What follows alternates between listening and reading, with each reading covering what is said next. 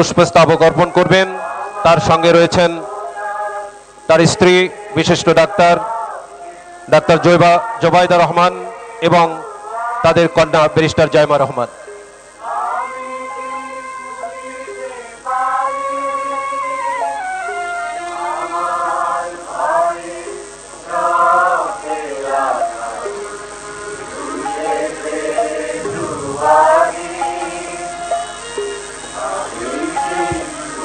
শহীদ president Ziaur Rahman এবং দেশনেত্রী বেগম খালেদা জিয়ার পরিবারের পক্ষ থেকে তাদের সুযোগ্য সন্তান জনাব তারেক রহমান ভাষা শহীদদের প্রতি শ্রদ্ধা নিবেদন করলেন।